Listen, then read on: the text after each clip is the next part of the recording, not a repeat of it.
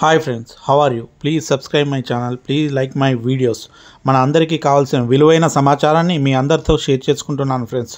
దాన్ని నాకు కావాల్సింది ఒకటే friends, please like my videos, please share my videos.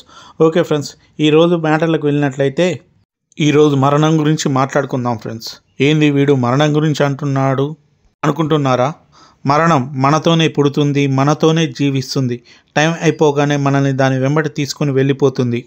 అలాంటి మరణం ఒక వరం లాంటిది. కానీ క్యాన్సర్ వచ్చిన మనిషి చనిపోయేదాకా ఆ వ్యక్తి మానసిక బాధ వర్ణాతీతం. నేను నా కొడుకు భవిష్యత్తు చూడకుండా వెళ్ళిపోతున్నానే, నా బిడ్డ పెళ్ళి చూడకుండా వెళ్ళిపోతున్నానే, నా భార్య జీవితం ఏ విధంగా ఉంటుందోనని మనం చనిపోయేది మనకు ముందే తెలిసినప్పుడు ఆ బాధ ఎంత భయంకరంగా ఉంటుందో అలాంటి క్యాన్సర్ గురించి ఈరోజు మాట్లాడుకుందాం. అయితే క్యాన్సర్ చాలా భయంకరమైనది, కానీ దీనిలో కూడా భయంకరమైన క్యాన్సర్ ఉంది భయ్య. దాని పేరే క్లోమా క్యాన్సర్ అంటారు. దీనినే పాంక్రియాటిక్ క్యాన్సర్ కూడా అంటారు భయ్య.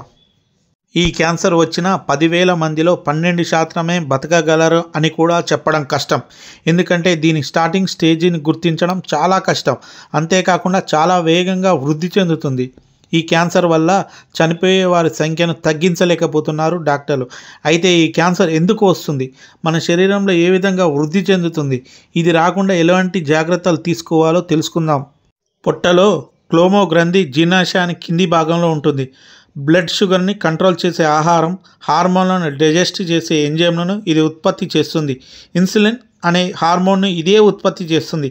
ఆహారంలో ఉండే షుగర్ను ఈ హార్మోన్ ప్రాసెస్ చేస్తుంది. అలాగే కొన్ని రకాల పోషకాలు బాడీలో కలిసే డైజెస్టివ్ జ్యూసెస్ను విడుదల చేస్తుంది. దీంట్లో పాంక్రియాటిక్ డక్టల్ ఆడినోకార్సినోమా అత్యంత కామన్గా వచ్చే క్యాన్సర్. పాంక్రియాస్ నుంచి ఎంజైమ్స్ను బయటికి తీసుకొచ్చే డక్టల్ గోడల్లో ఉండే సెల్స్ అసాధారణ అభివృద్ధి వల్ల ఇది వస్తుంది. దీన్ని ప్రాథమిక దశలో గుర్తించడం చాలా కష్టం. ఇది ఇతర భాగాలకు పాకే వరకు దీన్ని కనిపెట్టలేం. అందుకే దీంతో మరణ ముప్పు ఎక్కువగా ఉంటుంది. ఈ క్యాన్సర్ తీవ్రమైనప్పుడు మనకి కనిపించే లక్షణాలు పైకి ఏమీ కానట్టే ఉంటుంది. చిన్న సమస్యలాగానే కనిపిస్తుంది. జ్వరం, అలసట, దగ్గు మామూలు లక్షణాలుగా కనిపిస్తాయి. మనం ఇప్పుడు చెప్పే ఏ లక్షణాలు కనిపించినా ఆలస్యం చేయకండి, ఎందుకంటే అవి క్యాన్సర్ లక్షణాలే కావచ్చు. వాటిని మొదటిగా గుర్తిస్తే క్యాన్సర్ జయించవచ్చు. వెన్ను వరకు పాకేలా పుట్టినొప్పి ఉంటుంది. ఆకలి లేకపోవడం, బరువు తగ్గిపోవడం, పచ్చకామర్లు, మలంలో మార్పు, డార్క్ కలర్ యూరిన్ లాగా వస్తుంది. అంతేకాకుండా యూరిన్ పోసేటప్పుడు మంట రావడం, దురద, డయాబెటీస్ లేదా అప్పటికే ఉంటే కంట్రోల్ చేయడం కూడా కష్టం. చేతులు లేదా కాళ్ళలో వాపులు కనిపిస్తాయి. అలుపు రావడం, ఆయాసం రావడం అనిపిస్తుంటుంది. పాంక్రియాటిక్ క్యాన్సర్ ఎందుకు వస్తుందో చెప్పడం కష్టం. అయితే ఈ ముప్పును పెంచే కొన్ని కారణాలు మాత్రం డాక్టర్లు గుర్తించారు. మొదటిది స్మోకింగ్. అయితే ఇక్కడ ఒకటి చెప్పాలి, మన తాతలు మన ముందు చిట్టా సిగరెట్ తాగుతూ 80, 90, 100 సంవత్సరాలు బతికిన వారున్నారు. ఎందుకంటే అప్పుడు పండించే పంట ఎకరానికి 13, 14 బస్తాలు మాత్రమే పండేది. ఎటువంటి పురుగు మందులు వాడేవారు కాదు. కానీ ఇప్పుడు పండే పంట కనీసం 6 నెలల్లో 3-4 సార్లు పురుగు మందులు వాడుతున్నారు. దానివల్ల 40 నుంచి 45 బస్తాలు పండుతున్నాయి. కానీ ఆ పంటలో వచ్చిన ఆహారం తినడం వలన ఇప్పటి వాళ్ళలో 25 సంవత్సరాల నుంచి 30 సంవత్సరాల లోపే వారికి డయాబెటిక్, బీపీ వస్తున్నాయి.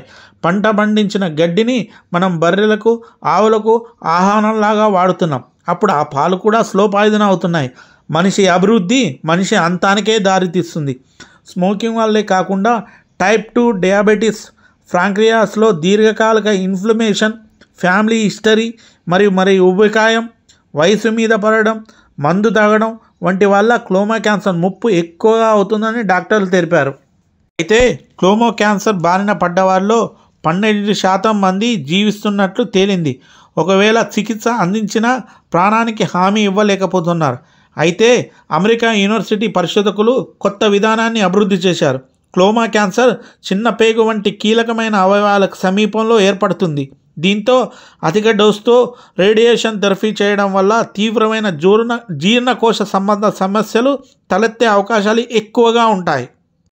క్యాన్సర్ కణుతల సమీపంలోనే ఆరోగ్యకర కణజాలానికి నష్టం కలుగుతుంది. అయితే ఆమోఫోస్టిన్ అనే ఔషధం రేడియేషన్ థెరపీ చేస్తున్నప్పుడు ఆరోగ్య కణజాలానికి రక్షణ ఇస్తుంది. ఇప్పటి వరకు సిరల ద్వారా ఇచ్చే ఈ ఔషధం వల్ల సైడ్ ఎఫెక్ట్స్ ఎక్కువగా ఉండడం వలన దీన్ని ఉపయోగించడం లేదు.